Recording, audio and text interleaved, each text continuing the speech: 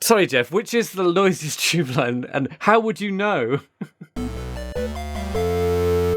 Welcome to Frackulous, a technology podcast for humans. Episode 337.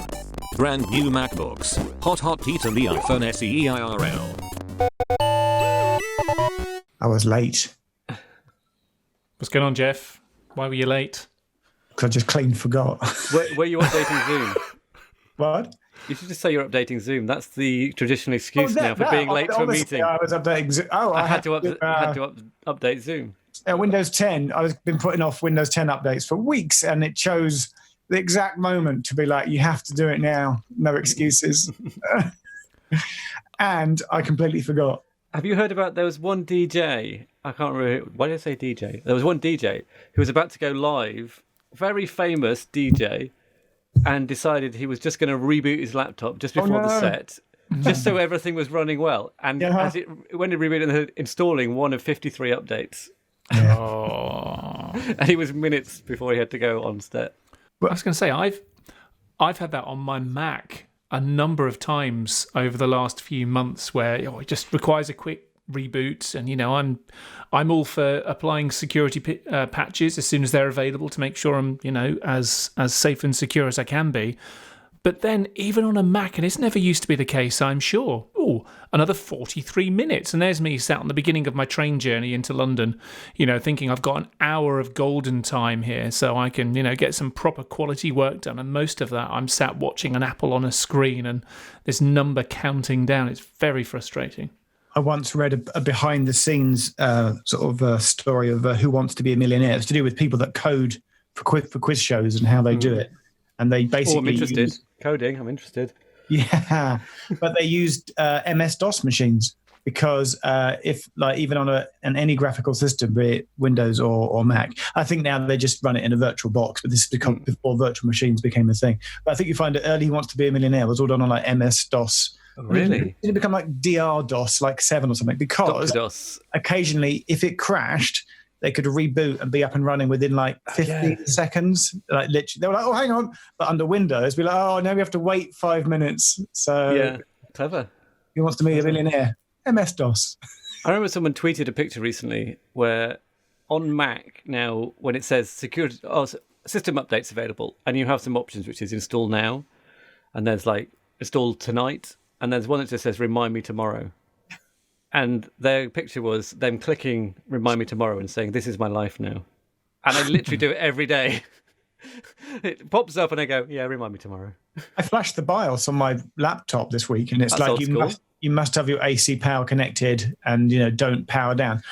How many times in the history of people flashing BIOSes has there been like a general power cut, to some it must have happened. But if it's done on your laptop, you should be fine anyway.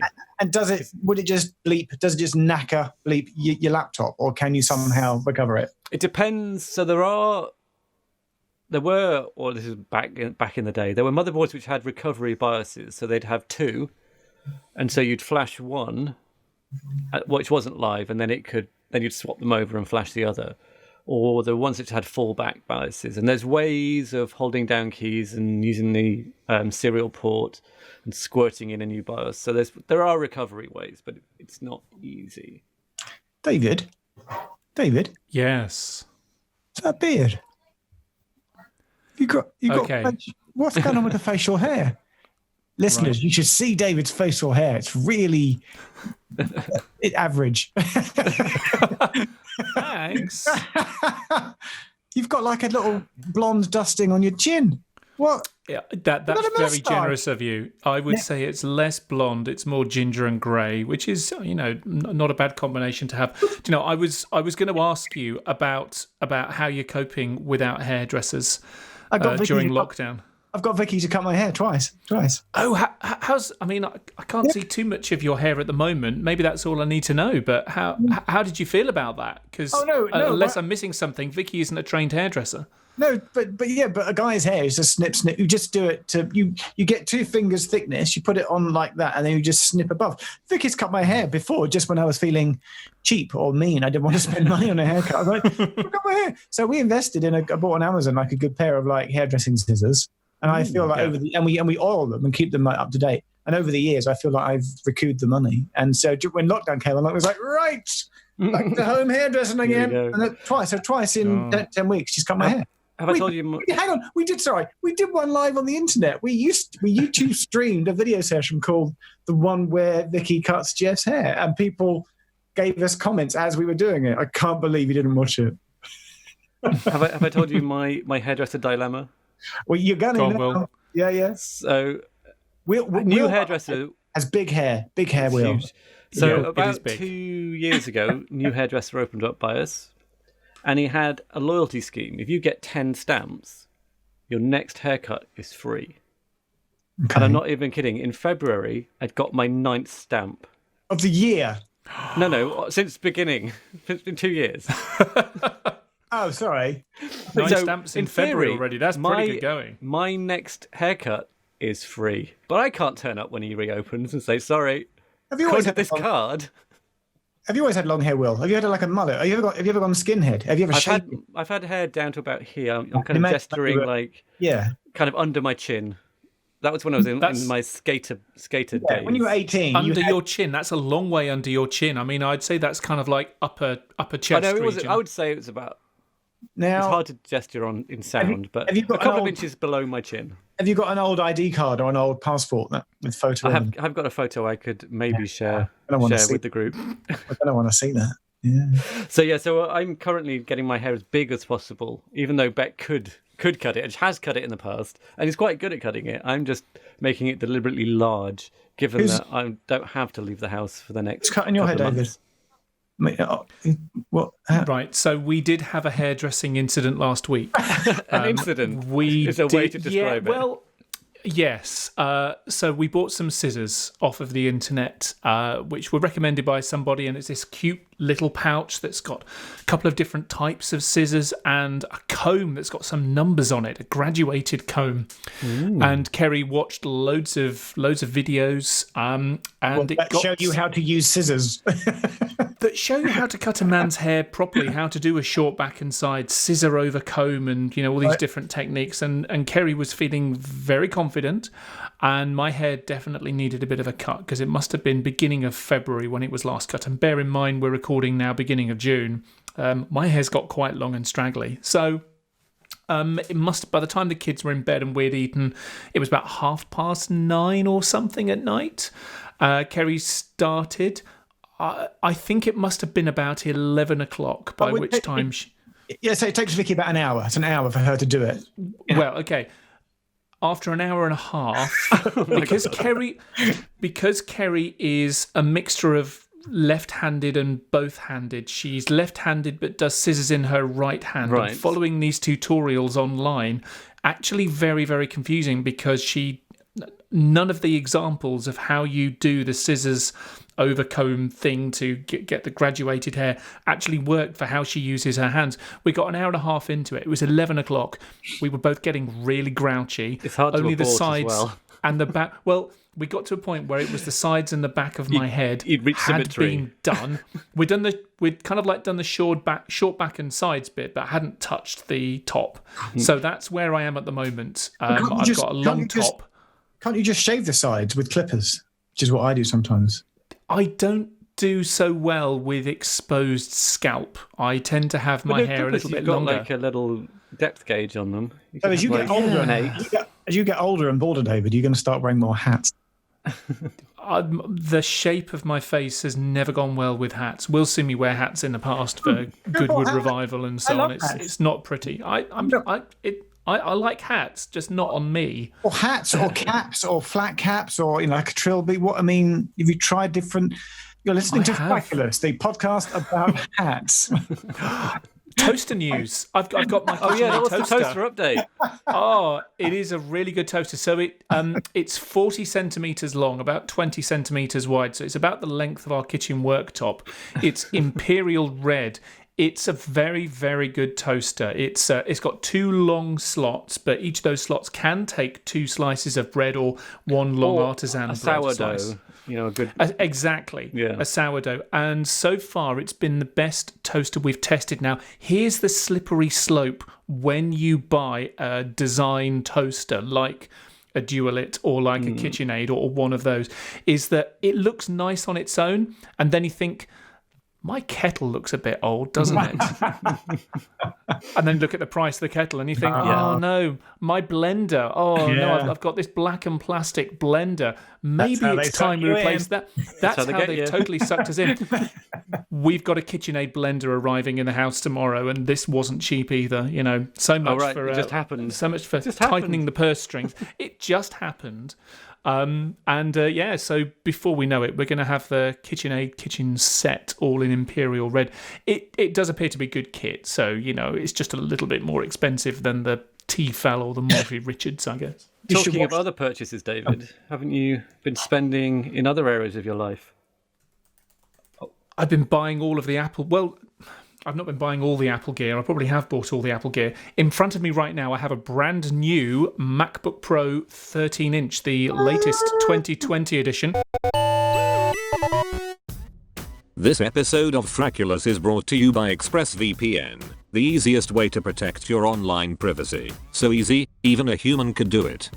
ExpressVPN secures and anonymously anonymizes your internet browsing by encrypting your data and hiding your public IP address. Turning on ExpressVPN protection only takes one single click, and there are easy-to-use apps that run seamlessly in the background whether you insist on using a tablet, phone or computer. ExpressVPN is rated the #1 VPN service by fellow humans at techradar.com. ExpressVPN has a special offer just for humans that listen to Frackulous with their ears. You can get 3 months free without paying any money if you sign up for a 1-year package for a year. To sign up for a 1-year package and get 3 months free for free and to show your support for the show, sign up at frackulous.com/expressvpn. So that's got the new keyboard. There's no danger of that keyboard sticking. Where's your unboxing video, David? Why haven't you done an unboxing video? Come on. I have done an unboxing video, I just haven't shared it. And to be honest with you, I put the minimal amount of effort in it. So it's going to be 30 seconds long. Wait and see on Twitter. I will share that in due course. Talk us through your buying decisions. Why did you go for the 13-inch? So the options were a 16-inch MacBook Pro or a MacBook Air, or this new MacBook Pro 13-inch. Now, I've been waiting for the 13-inch. I like a bit of screen real estate. I like something that's not too large. I was hoping that this might be a more of a bezel-less 14-inch kind of MacBook Pro, but it wasn't. It's another 13-inch. So it's just the right size power combination. I'm doing some things that do need a good bit of power in terms of video streaming and live green. Which processor did you go for? So the new MacBook Pro 13-inch 2020 come in 2 flavors of processors. They come in the 8th generation Intel version, and they now come in a 10th generation Intel version. I went with the latest one, obviously. Is that a quad I've gone core? for the. It is the one I've got is a 2 gigahertz quad core Intel i5. This is the top of the range model. No i7. So they do an i7. So you have to buy the top one and then spec an extra few £100 on top of that. The only feedback that I had about this was that the fan noise can get a little bit noisy, which isn't something that I want particularly when I'm doing voiceovers or when I'm doing some video work and it's going through my Mac. I need that to be as quiet as it can be. So that was why I went with this model. It's got a terabyte SSD, 16 gigs of RAM. I could have pushed it a little bit more, but this seemed to be a sweet spot. But silence was really important for me. It's got 4 Thunderbolt 3 USB-C ports on there. What size hard drive did you go for? I went with the 1 terabyte, which is fine. I try not to keep too much on here anyway. I try to use cloud storage, and I've got a decent Synology NAS here as well.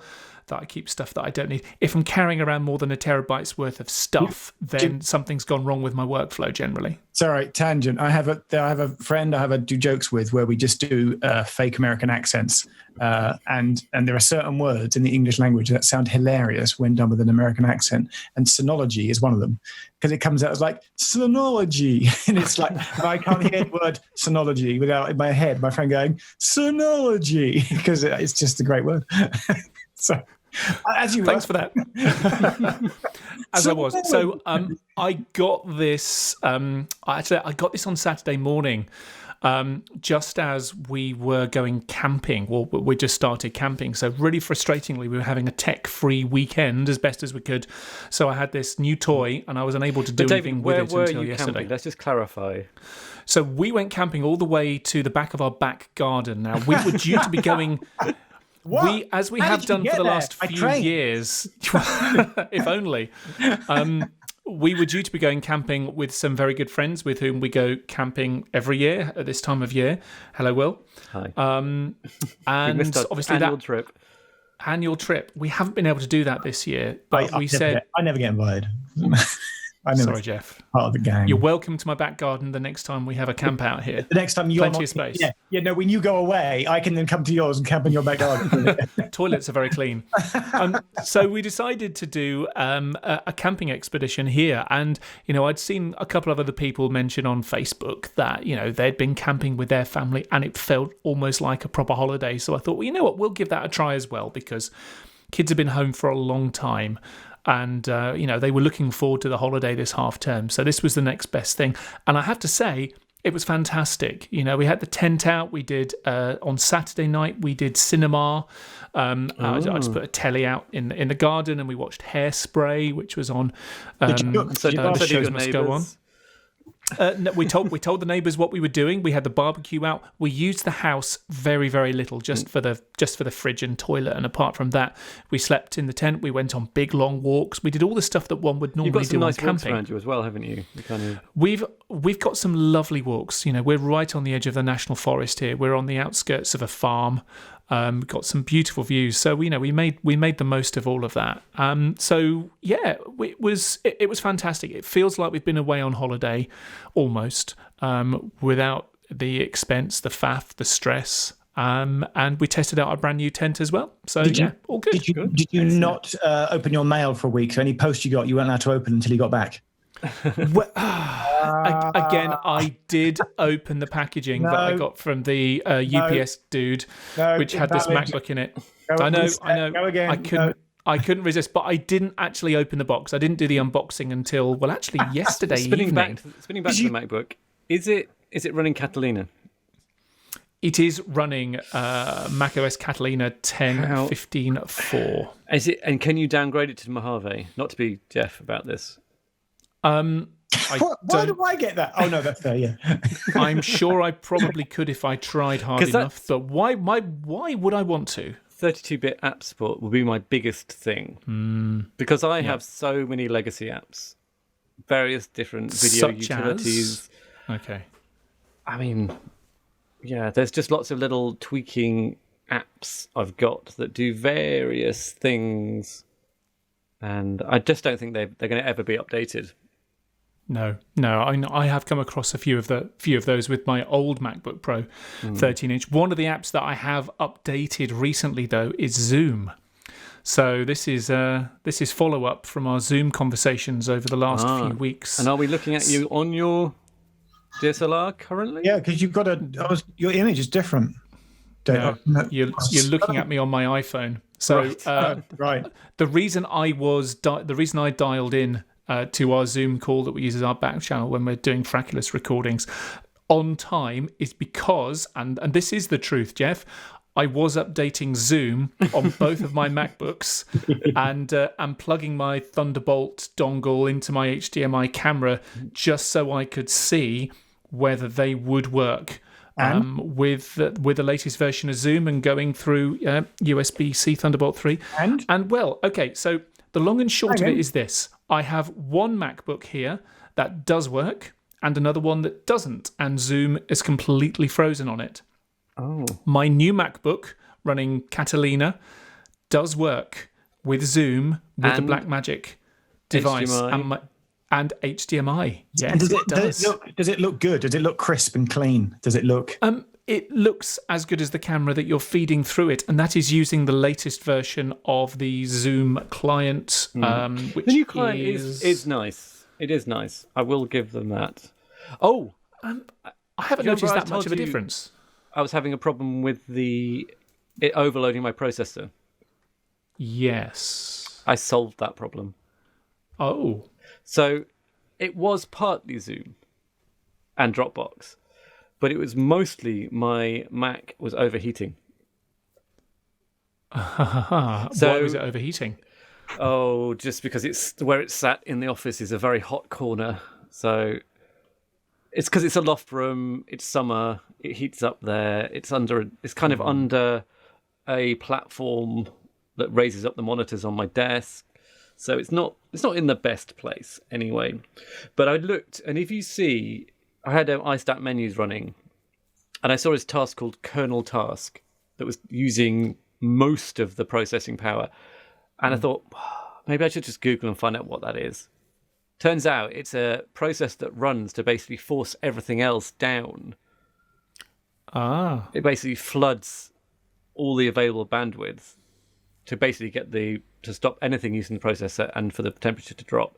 So Denial of service process. effectively, so Like it. ever since, do you remember I had that problem where I came back from a holiday and my MacBook was warm and the hard drive was dead? Ever since then, I've always, instead of running it in a pure clamshell, I've basically engineered these little Lego blocks I can slide under the screen. So although it's closed, as far as it's concerned, there's a gap so air can circulate more. And so I've now got a little USB fan that blows into that. And now, no cores being used beyond kind of like 10%. Great. Speaking of Zoom and speaking of overheating, I understand that's not the only thing that's been overheating It's not the only thing in that your overheated. office lately, Will. Yeah, so as much as I loved having a DSLR attached to Zoom and how beautiful it looked, it wasn't great. The main problem was that because it was a 5D2, it was never meant to have the sensor on that long. So I had to use a hack on Magic Lantern to stop it basically turning off the live view. And the to get 5D Mark II's ostensibly a stills camera that obviously got Yes. used by a lot of indie filmmakers. And it's, 12 years old now or something? something like that. Will, do you remember we did a shoot with the Nikons? Was it the D800s. D800s? And they cut off after 15 minutes on purpose, didn't they? Because they didn't like to be No, run. I don't think those did. What was it that cut off after 15 minutes? Was it a Canon? Oh, I think that was one of the early. That wasn't even the 5D2. Oh, that might have been the 5D2. It had a 12-minute limit. That was it. Early Yeah. SLRs recording video had a Yeah. time limit and they cut off, and it was Yeah. most frustrating. So I've kind of hacked it to get the screen to stay on, or the sensors to stay on, using Magic Lantern. And to get it to fully activate, you had to half press the shutter button, which when it's kind of suspended above your computer, and if you press it all the way, it would take a photo and then ruin the display. So it was faffy, and especially when I had to like start a Zoom call in the morning, make sure I'd half pressed it so it didn't turn off. Then I would tended to just leave it on, which wasn't great for the sensor. And I got to the point where it was just becoming more hassle than it was worth. And then I was doing my weekend project on Saturday, and I'd noticed that I could tell by looking at the camera, if I could see the wall, it meant that the sensor was down, or the mirror was down, it wasn't on. Yeah. Effectively. So I could check whether I'd left it on or not. And I looked at it and I thought, have I left it on all night? Did I forget to shut it down? I thought, oh. So I went to just basically turn it again and then properly finished my weekend project and walked away. And I came back on, I think it was the Monday, and it was very, very, very hot. So I think instead of turning it off, I'd actually turned it on somehow and left it for an entire weekend. And so I took it off its mount, and it was almost too hot to touch. And I looked at the screen on the back. When I unplugged the HDMI, the screen on the back turned on, and it was a bit like it had been scratched with like a Brillo pad. It looked like someone had taken a Brillo pad to the sensor And I was like, have I totally screwed this camera? And also it's flashing. None of these are good signs. Let's be clear here. It's not great. This is bad news. So at this point, I started Googling 5D sensor replacement cost. But as I was doing that, I kept on having a little check. I thought, I know what I'll do. I'll stick another CF card in it and take a photo and see if there's any damage to the photo file.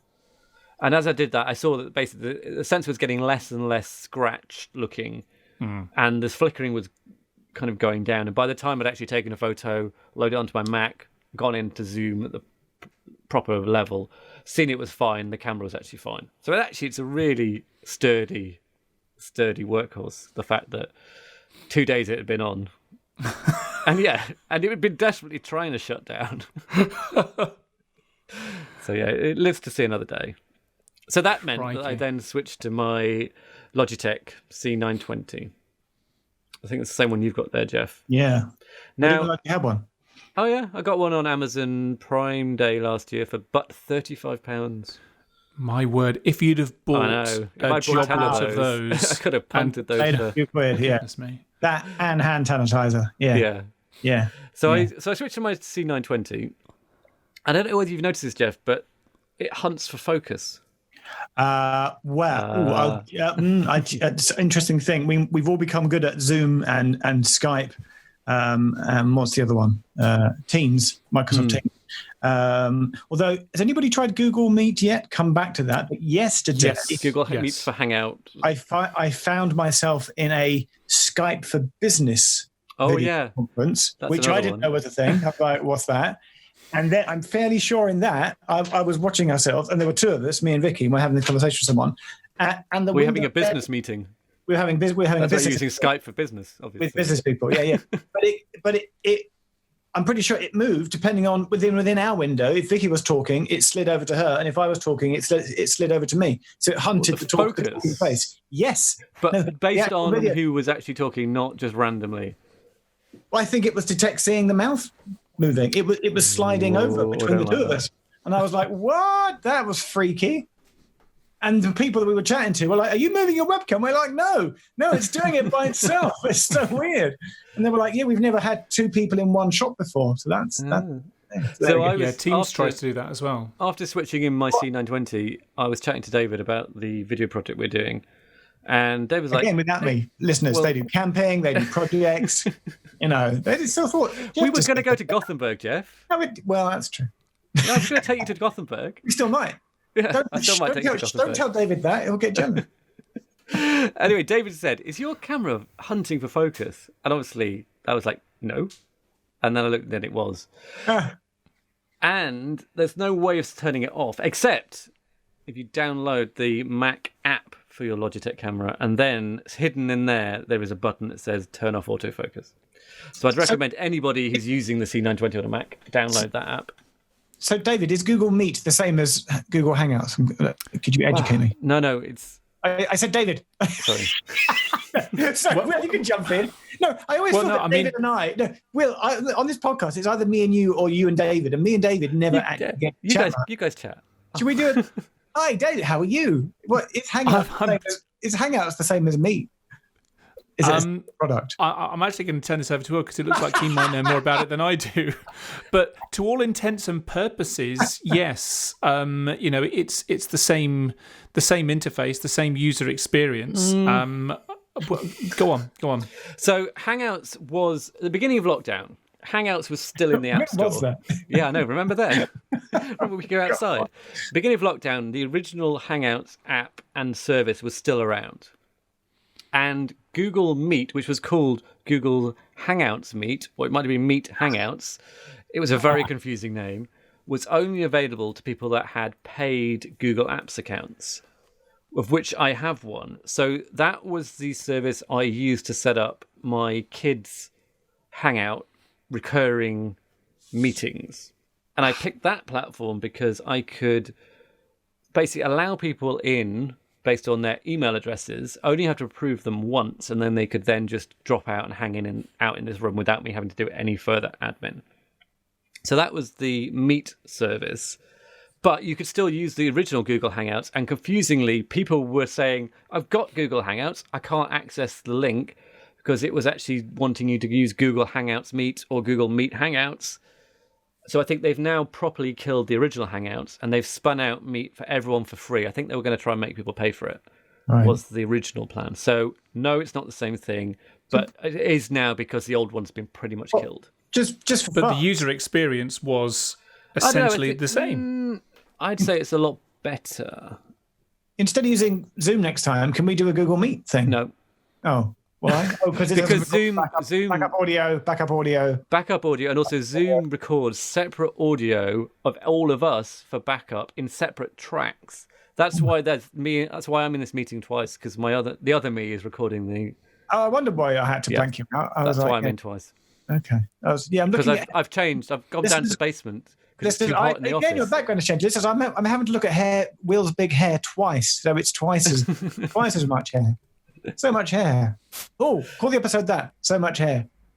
You can't just fish for titles. I can fish for titles. Call it. I can fish for titles. I'm not gonna reward you if you keep doing it. I'm not going to reward you. Whatever you say next, make it that. Oh, call it whatever you say next. I'm not going to do that. Call it that. David, you say something. Call it that. I swear I just can't take the pressure. But I have another Zoom hack. More Zoom hacks. This is basically a long-running segment now. Is Zoom hacks. Toasters and Zoom hacks. Amazing. So I was listening to the Pocket Lint podcast, which is a great little podcast by our friend Stuart Miles and his team, and they were mentioning a plugin called Crisp AI. Crisp AI. That sounds like something Garrett Lineker would want to get involved in. Big data and all of that stuff to do noise cancellation live. Oh, so how does that work? Incredibly well. This episode of Frackulous is brought to you by FreshBooks, the easy-to-use online invoicing software designed to get you paid cash money faster. Face it, humans, you are not good with numbers. If you're not a numbers human, sign up for FreshBooks and let them handle the hard stuff for you. FreshBooks users save 2 days per month on average, which you could spend doing futile tasks like talking to other humans and eating food in front of each other. In order to pay for these pointless activities, you are going to need money. FreshBooks lets you create invoices that look more professional than your substandard motor skills allow. You can even keep track of expenses, so you don't end up with negative money. Which is bad if your entire world is built on having it to survive. To try FreshBooks for free for 30 days, go to frackulous.com/freshbooks and enter Frackulous into the How Did You Hear About Us section, so that they know that we sent you and to show your support for the show. So with a plugin, you're plugging it into something. So what you do is you install the Crisp AI application, and then and that installs a virtual speaker and a virtual microphone. So you then in Zoom, instead of picking your system mic or your dedicated mic, you choose Crisp AI mic, Crisp AI speaker, and then in the Crisp AI settings, which is in your menu bar, you can then decide whether you want it to be on for your mic. So any background noise that you're sending out will be cancelled out. Or even more clever, if the other person you're listening to has a load of background noise, you can apply it to their feed that's coming to you and remove their background noise. And it works incredibly well. So I've got an AC unit up in the loft, which is very, I'd say, aggressive. So much so that it's, even though it's cool in there, it makes your ears kind of hurt from the amount of noise. But yeah, I can be sat in the office with the door closed and that running, and people with Crisp AI running can't even hear it. So this is Crisp with a K. I'm just looking it up so right now. As I know, you both follow me on Twitter and read every tweet I posted, so you will have seen the example I posted to my Twitter account. Where I don't know, Will. I'm a bit behind on Twitter. Yeah, about 1,000 tweets behind at the moment. Well, sorry about that. I'll pull it out. I'll put it in the show notes. So I did a test where I showed the background noise of my AC running, and then I turned on the Crisp AI. So this is recording in my office on Zoom with the AC running. And if I turn on Crisp AI, you can hear that it cuts out all that background noise.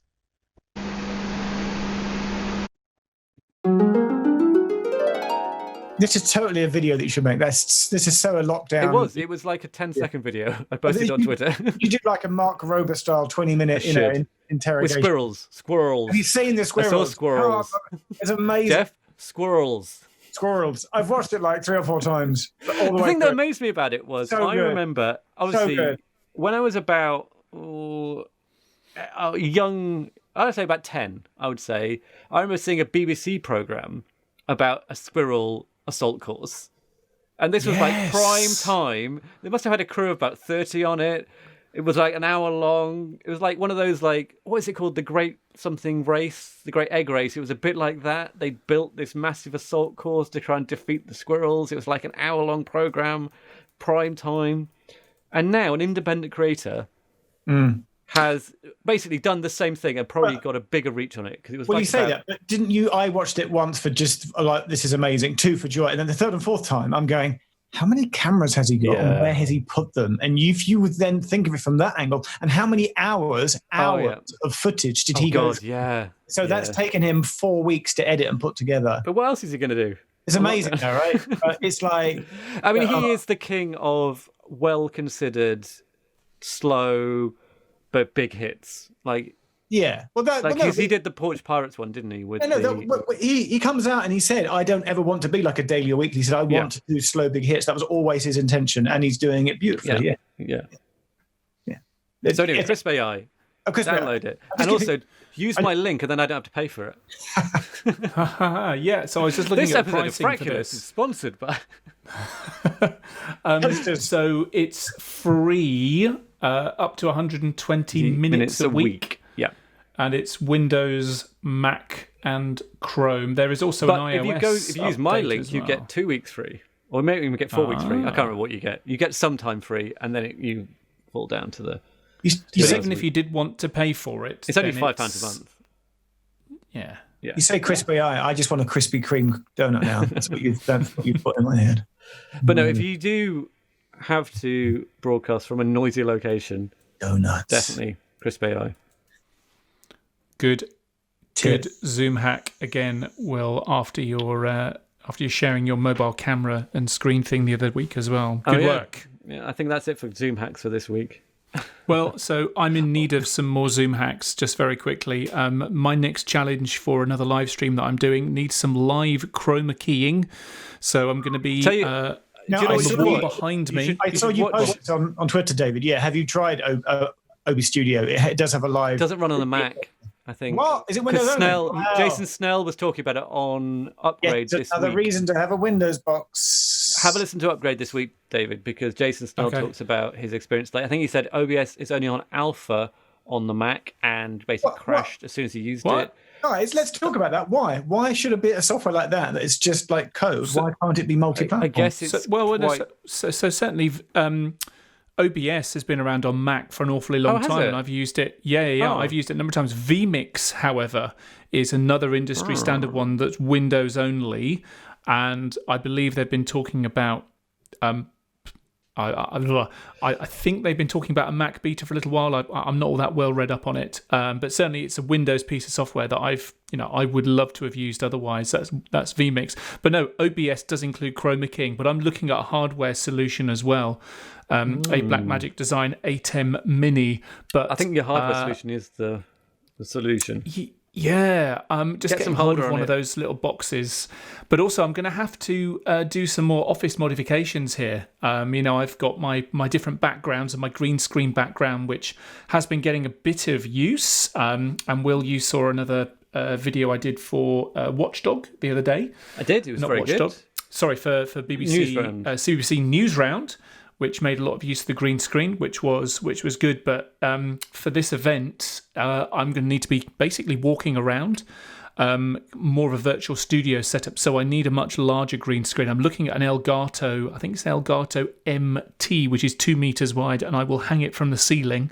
But it's it will just fit alongside this wall behind me in the office. And then, ideally either a bit of hardware or what I don't want is this Towers of Hanoi software stack of OBS sitting on top of Zoom, going through a Blackmagic Design Ultra Studio mini dongle off the back of my dongle, which is plugged into my Mac to allow Thunderbolt 3 into it. I think if you're using it like professionally, then just go for the hardware, go for the ATEM.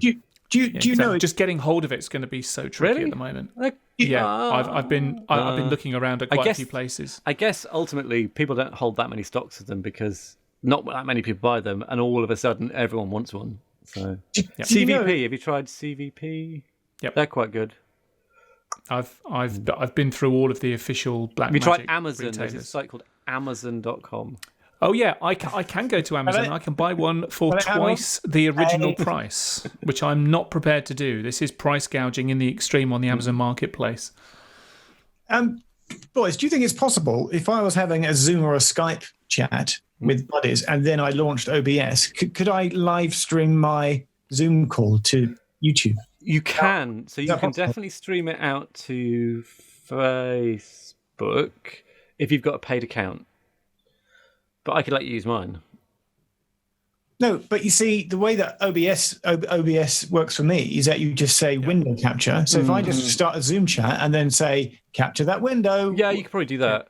But I could send this one here straight to Facebook. You can send it direct. Yeah, but I'm saying from the Zoom side, would it be choppy or laggy, or would there be a deterioration in the bitrate if you just did it as a window capture? I don't know. That's David's bag. David, it's our moment. This is our chat. That will go.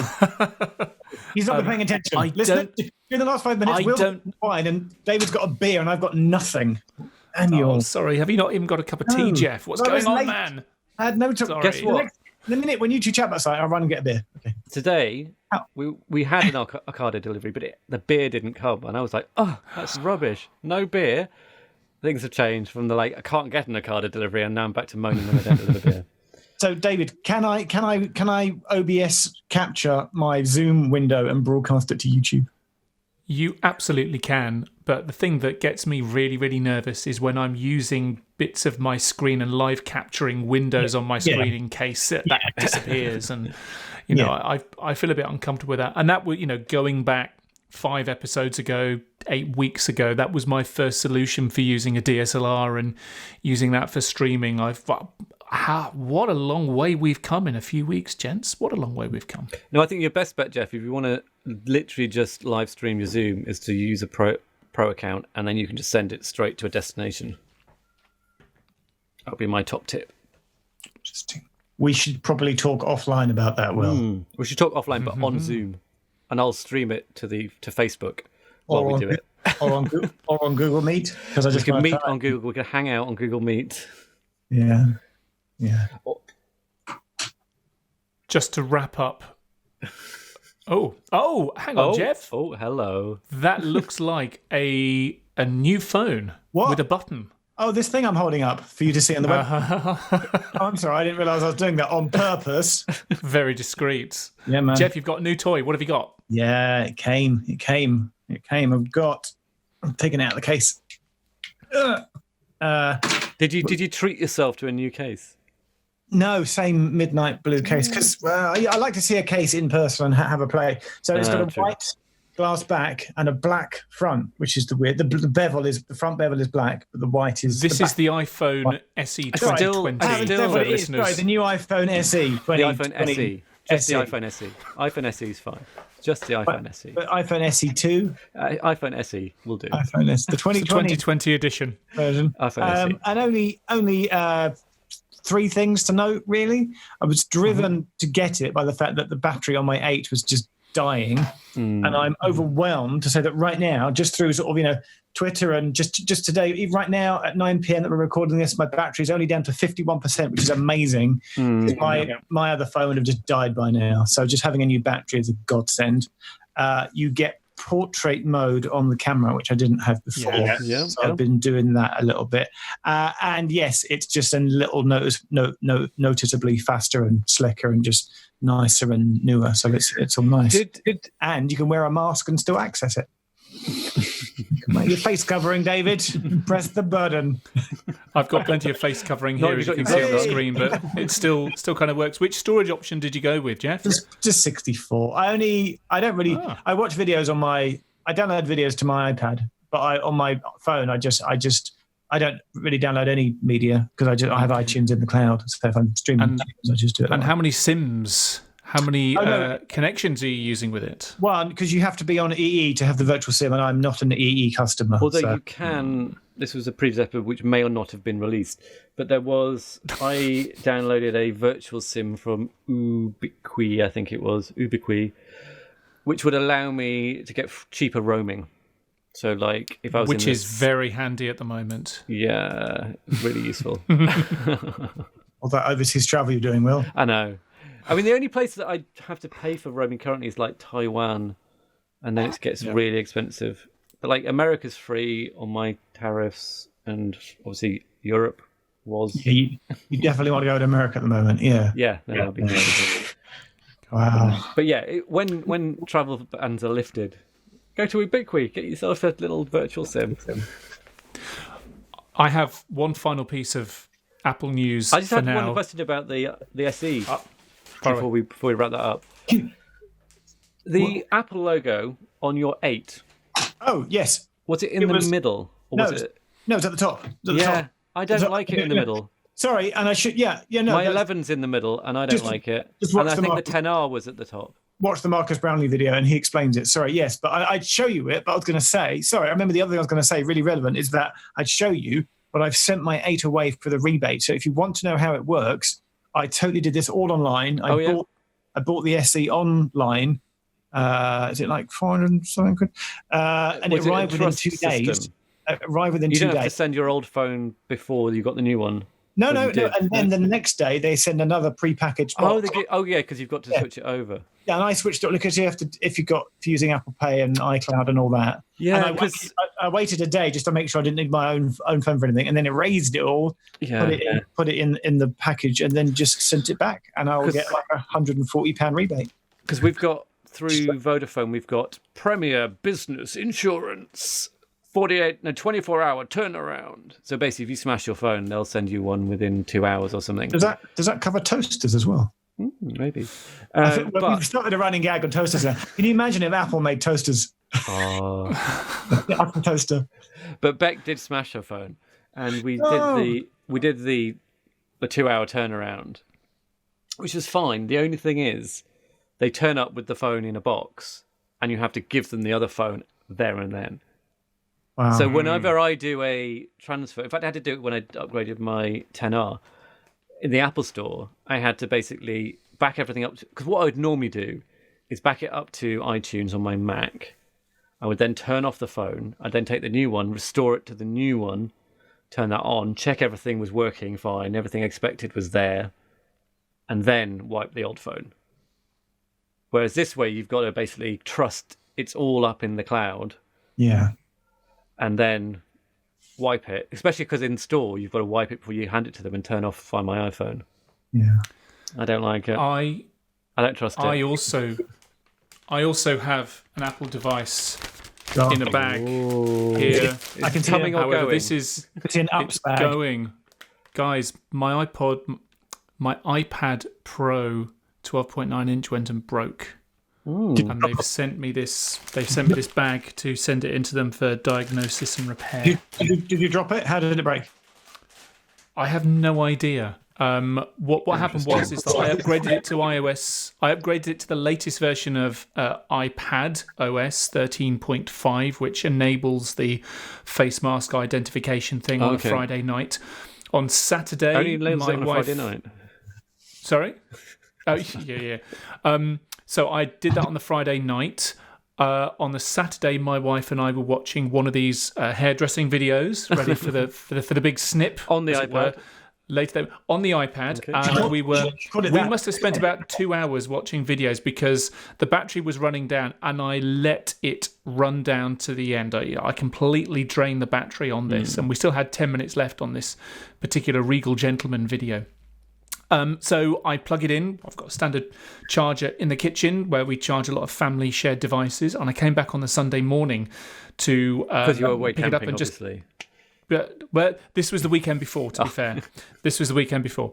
And the iPad wouldn't power on. And it's saying, you get the little grey battery with a single red bar in the middle. I thought, it was doing something. It wasn't totally dead. It was still alive, but it was telling me that the battery was flat. So I thought, maybe the cable had come out of the charger at the other end, the plug socket end. So plugged it back in again.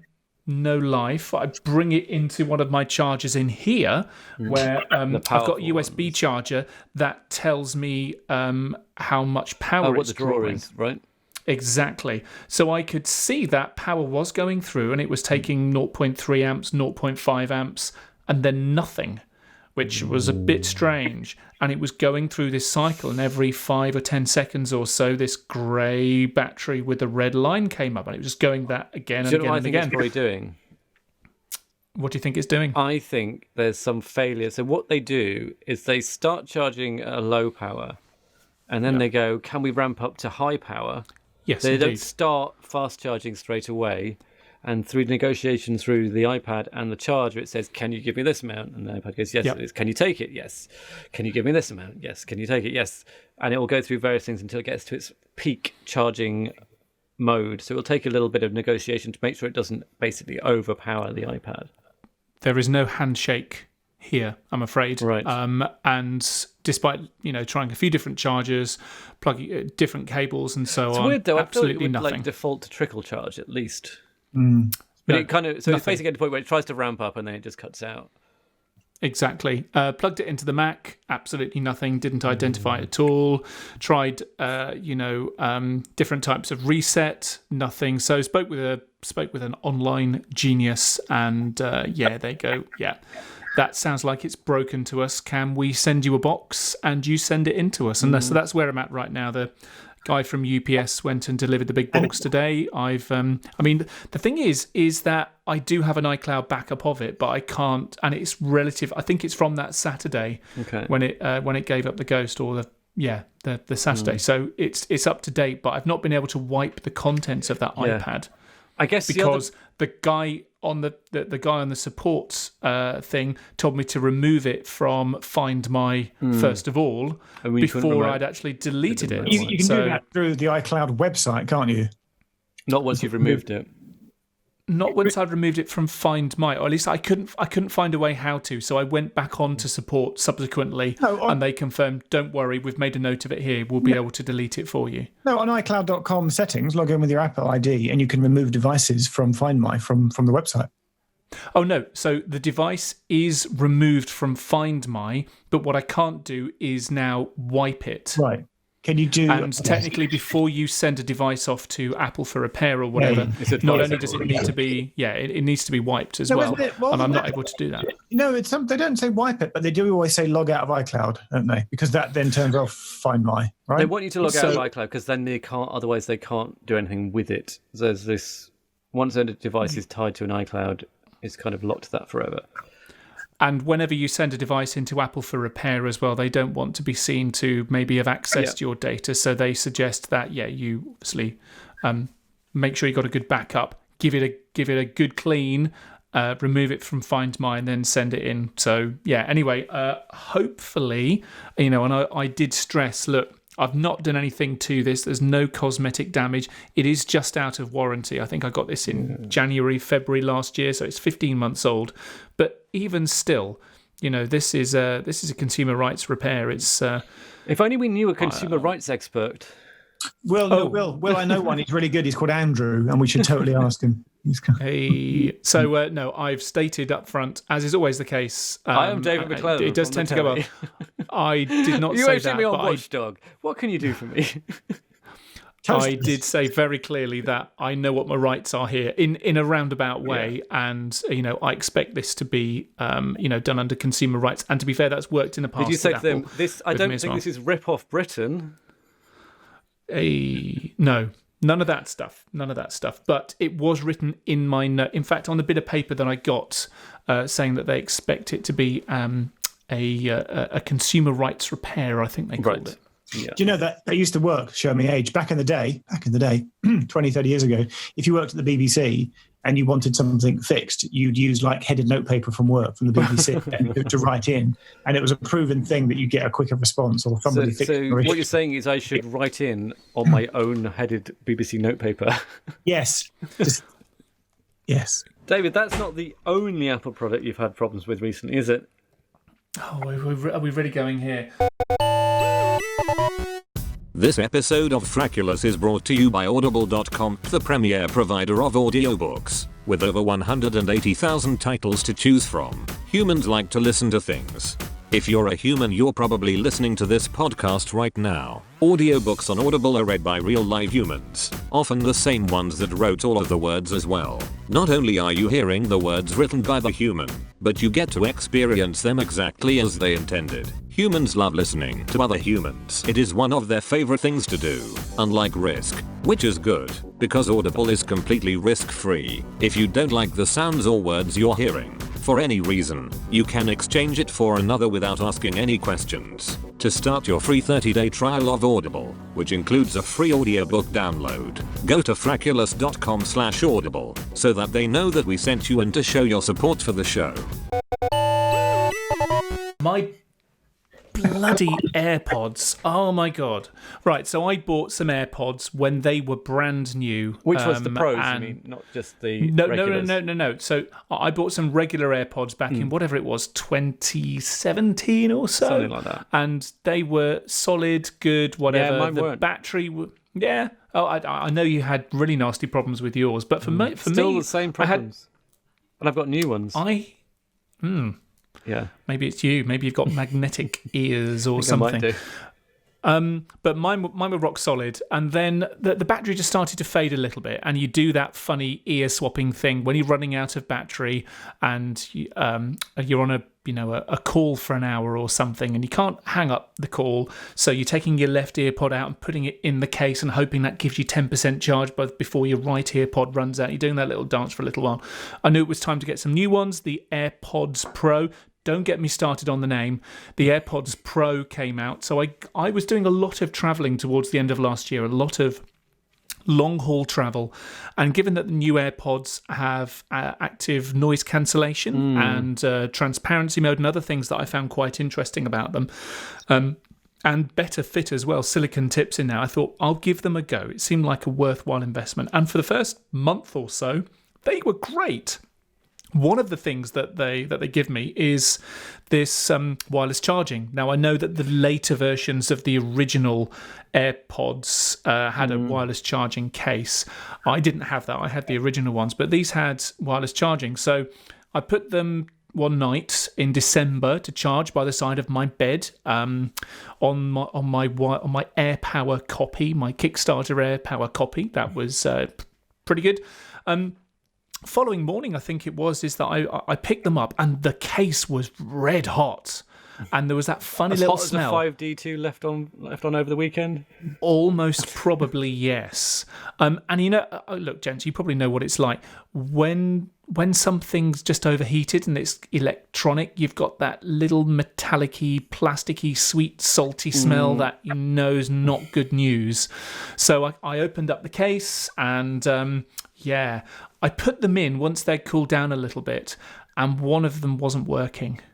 And there was when I tried to work them with my iPad or my phone, there was a little red cross, if I remember, I think it was my left AirPod. I'm like, oh no, this really, really isn't good. So, I left them out, let them cool down, plugged them into a normal charger, and see if that did anything. They weren't happy. They were only a few weeks old by this point, really. So got in touch with a Genius online. They said, come on into the store, we will sort you out. So I go in, this is just before Christmas. And the Genius in the store goes, yeah, they're not happy AirPods. What have you done? I charged them up. He goes, oh, we don't see very many problems with AirPods Pros. AirPods Pros. Got me already. He goes, yeah, we will get ProPods, thank you. So, we will we'll replace them for you. problem is it's just before Christmas. We don't have any in stock. So because they are good stocking fillers, aren't they? They were. Oh yeah, Apple knows what it's doing when it releases them in the holiday season, inverted commas. So he said, keep hold of them. We will drop you a line when some new ones are in stock. So some new ones were in stock. I think it was Christmas Eve or Christmas Eve or something. Like Santa came early. Well, that's what I thought at the time. So I head back over to the Apple store here, which thankfully is only about 20 minutes away from me. Parked up, went into the store. It was mayhem in there. Of course, you then have to get an appointment to go and see a genius, which before Christmas is, you've either got to get there really early in the morning to try and do a pickup appointment or book a week in advance, neither of which I had time for. So anyway, they gave me some new AirPods, which weren't in a retail box. They were, reconditioned or, well, at least I hope not reconditioned, they were in a box, because that's not such a pleasant thought. They were in a box of sorts. They go, right, take these away, plug them in for half an hour. They'll sync up with your phone and your devices. You'll be absolutely fine. So I took the man at his word. It was bedlam in there, like I say. So I took them home, Christmas Eve, let's say, plugged them in for half an hour or so. Would they sync with my phone? Absolutely not. And I went through all of the support, the knowledge base articles, and I tried them with all my different devices. These things were not playing ball at all. I thought, no, it must be me. These are essentially brand new AirPods. So again, I get online chat, phone call to a genius online, and they go, oh, there's something not right here. That doesn't happen very often with AirPods. I'm like, that's the second time I've heard that now. So, what am I going to do? He goes, you're going to need to go back into the store. And I'm like, oh, no, really?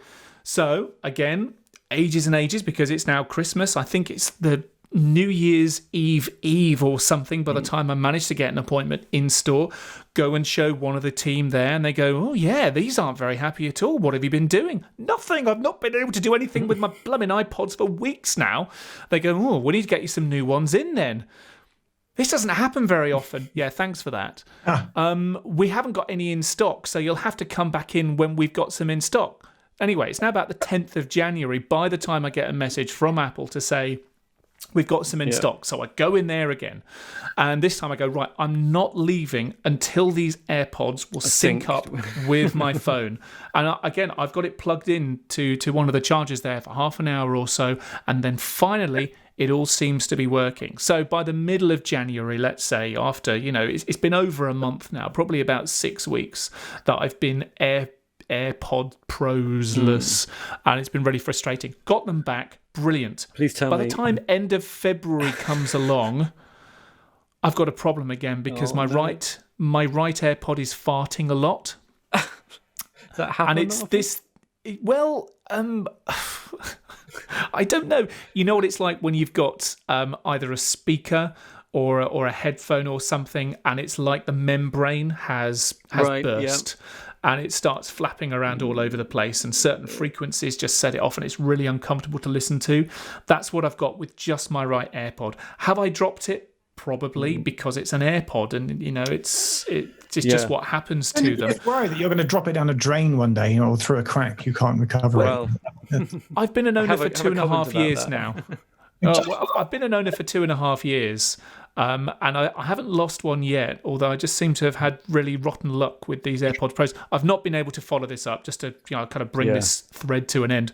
Not been able to follow it up because the Apple stores have all been closed for the last couple of months, really, haven't they? So I have a couple of AirPod Pros question. Okay. Victoria line. How do they sound on there? That is the standard test, isn't it? That's the standard test. Not actually the noisiest tube line, I can tell you. Oh, sorry, Geoff. Which is the noisiest tube line, and how would you know? It's almost like you got a tube transport expert on your podcast, and you didn't realise. Yeah. The noisiest section of the London Underground is on the Northern Line up at Camden Town. Okay. I was going to say, what decibel bank. level does it hit? It's just bank. Yes, David, for that one curvy bit, but for a continuous long section going through Camden Town and then up through Chalk Farm, that whole for a continued segment of time, that's the noisiest. So what's the loudest, longest? The Northern Line.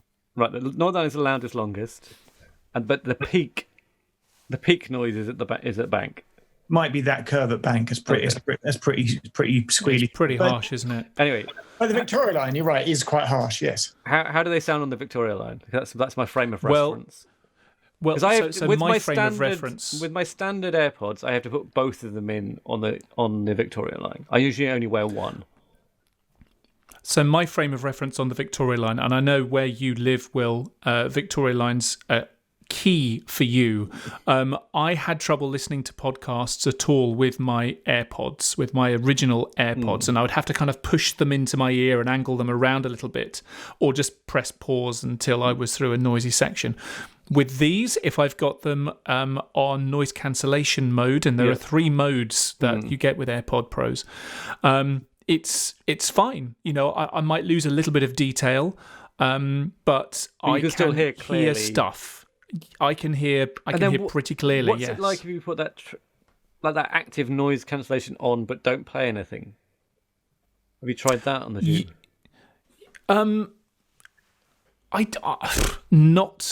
Not consciously, no. Right. What I do is I wear my AirPods the same as I wear headphones when I want to concentrate, and I find that whether it's some kind of muscle, but when I've got some phones on my head, it's like my brain goes, oh, right, it's work mode now, and I'm going to concentrate on this task. So I find them actually very useful, even when I'm not necessarily listening to audio. The noise cancellation, and what I have done is spent a lot of time on airplanes with them, and I find that they do cut out a lot of the low frequencies, as they tend to. The low repeating frequencies is what these noise cancellation systems do tend to do very well. When there are surprise high frequencies, it can't respond quickly enough to those. But low rumbles, generally pretty good. Have either of you ever worn them in bed and fallen asleep listening to a podcast? Yeah, I've lost them. Yeah. Well, I've fallen asleep on an aeroplane, on a reclining seat, and thought I'd lost one of them, but thankfully I hadn't. I was doing some reading and research this week, quite separately. Didn't know this was going to come up, just about earwax and ear infections, and a lot of doctors now are starting to say that generally in-ear earbuds are not the best. Not good. They plug up, and if you have ear issues, don't wear. So I would never get I'm wearing, as you can see now, I'm wearing over there. Well, the AirPods themselves don't fit that tightly. The Pro's probably a bit more, but the original AirPods, not that much. But the doctor's advice is don't put things in your ear. Just don't do it. Nothing smaller than your elbow. Yeah. Or a toaster. Don't put a toaster in your ear. So my AirPod experience we spoke about this ages ago. I was having terrible problems with them just not connecting all the time. And I was coming up to the end of my warranty, the 2-year warranty at John Lewis, and managed to basically go into a John Lewis just before the warranty expired, managed to replicate, because half the problem was I couldn't replicate the issue. They would perform fine in front of an audience, but when I was using them, they wouldn't connect. So I managed to replicate the issue in front of someone in John Lewis who accepted a refund, but then went, unfortunately, we don't have any in stock, because it was just after Christmas. And I was like, oh, that's a shame, knowing that new ones were coming out soon. So I said, that's fine, I'll take a voucher. So I hung on to this voucher for about 2 months, and then they brought out the new ones with the Hey Siri in them. So I basically went and got some of those ones. I didn't go for the wireless charging case because I just don't think it's worth it. It's kind of like, it's 40 quid more. And, actually now I'm charging them daily because I'm on them all day with Zoom. But prior to that, I charged them every 2 or 3 days. It was fine. But yet still, brand new AirPods, new phone, everything has changed. Still get the connection issues. And so... You are the constant in this, Will. It's me. You are the only thing that hasn't. And the thing is, I do love them, but they're expensive. And they don't work £160 well. And they certainly don't work £200 well. And so I have recently bought some fake ones. Because my eldest... Geoff's face. she's got a birthday coming up soon. And she said, I want some AirPods. and I love her, but I don't love her £160 of AirPods. And also, Oh, you don't mean ones that don't just that look but don't do anything, but just replicas. No, these are fake, but they do everything the AirPods do. So they're literally you bought a product which you just stuck in your ear and it did nothing, but it just looked like. I was like, why would you do that? No, these are let's say knockoff, counterfeit. No. When iPods first came out in 2002, 3, there were stories of people having CD Discmans in their pocket, but they didn't a friend of yours print out the size of an iPhone and into a piece of cardboard? No, hang on. But people would wear the white Apple earbuds, but they'd be going into a CD Discman in their bag or pocket because they wanted people to think that they had an iPod, but they didn't. So could you wear just white? Are people so? No, I do actually. I like the utility of them. I like sound going into my ears wirelessly. That's the main benefit of them for me. But you're happy to clog up the earwax in your child's ear canals? Well, that's a terrible parent. She'll be fine. But what I don't want is to buy a £160 ear. No one does that for a 10-year-old anyway. That's insane. Yeah. And then she's going to lose them. Could you make a fake box? Could you design an Apple box so she really thinks they're Apple? And then she won't care they're fake. We've talked. Okay. But the thing is, these are so good. They are literally. I think they've got into the supply chain. I think they are either they've got the plans from Apple, the factory that makes them. They're just remaking more of on the side, or they're just so good at the fakes. So the main thing about them was, do they have all of the features of the AirPods? And they do. They do the tap to pause.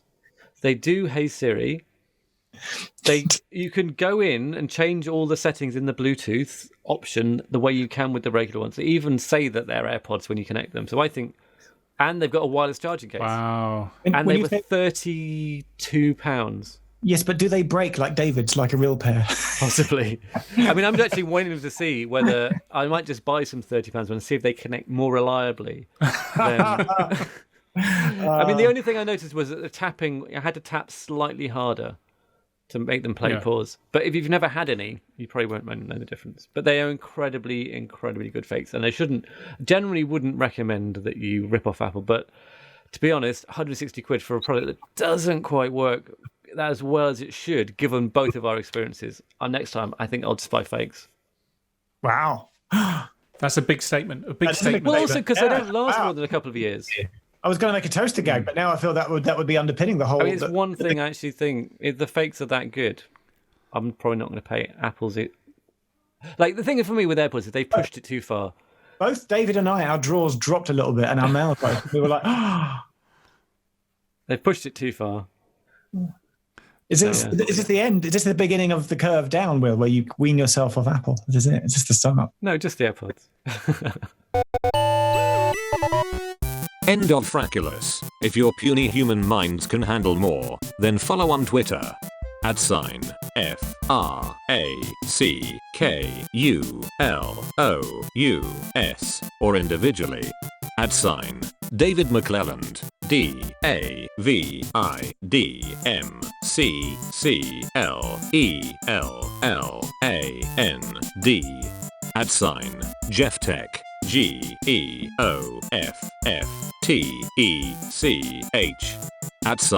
@Will Head. WILLHEAD.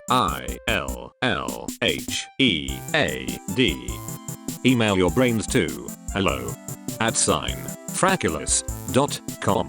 Penthouse, rooftop, birds I'm feeding. No deaths even, not enough my sleeve and. No teasing, I need you to. Get up on the dance floor. Give that man what he asking for. Cause I feel like busting loose. And I feel like touching you up. And can't nobody stop the juice. So baby tell me what's the use, I said. It's getting hot in here, so hot. Do we need to mention the survey before we wrap today? Are we still encouraging people to go to? It'll close at some point. The last people. We've had some more responses though. We have. More people, including someone who is an actual robot, I saw. Yes, we have had a robot. So Brilliant. The survey will close at some point. If you want to get into it before it closes, I'd go now. And then we will make a decision and announcement on the next episode.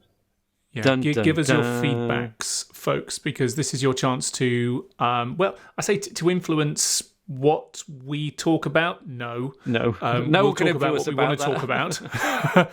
Maybe how frequently we talk about it or for how long we talk about it and things like that. Yeah. Less Apple That products. may be a bit more up for grabs. More toasters. Perhaps. Yeah. More toasters. I'm going to get my mum to anonymously vote. It'd be brilliant. Send it to your mum. She does. Hello, She does. Jeff's mum. I think she does. She listens to I us. heard there was some toaster feedback from last week, David. It's all good. There you go. There's your title. I heard there was some toaster feedback. I've done it again, haven't I? You can't do it now because I've said it. Yeah. Sorry. So This close. is the bit where you go do where it cuts in. You get the green screen. It's my favourite bit. Did you like the Match the Maquette I put in? What? Yes. You haven't What listened to the last was that? episode, have you? I scrubbed through it. What? It's quite a lot of chunks. Where there. was it? It was all over the bloody place. It's in about 5 times. No, it's not. Yes. Did you nick my jingle? Yeah. Well, then I haven't watched the latest one. I So must have basically, watched... Geoff doesn't listen to the recording. No, then I'm obviously... I'm behind. My new phone is behind. Then I'm probably on the one before. Are you behind on podcast, Geoff? I know I bloody am. Oh, well, then I've not... You We've should done listen so to the last... many. Was there toasters in the last one you listened to? No. Oh, so I haven't heard the last one. You should definitely listen to it. Oh, you've just ruined the great gag. Maybe thing. next time listen to it before it goes out. It's up to you. It's quite good. It is quite good. No, I definitely don't get time to listen to it before it goes out. I listen to... Well, that's good then. I've got another one. I thought Got I that was to up look to forward date. to. Clearly, I'm not. Great. Do you sometimes a good listen to it listen. and go, oh, this is good. I don't remember this. No.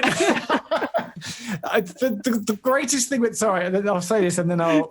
I've got a very, very slight point, but say yours, and then you can leave. I was on the Tom Scott quiz show, Lateral. Oh, yeah, about that was good. I like that. a year ago. Yeah. With Helen About- Arney was your opponent? Yeah. And then we watched it. It took him about 3 months to edit it. I remember most of it. But then I didn't watch it for 6 months, right? And so I watched myself back at my quiz Did show. you and I'm forget going, it was even I'm you? going, I've got no idea what I'm going to say next. I couldn't remember any of it. It was like, and I'm like, and then at one point I knew the answer and I'm shouting at myself on the screen. Going, it's so obvious what the answer is. Why aren't you getting it? I was like, how can I be so sick? It's very funny when that happens. So I listened back to an old Frackulous from the last one when we had the last break.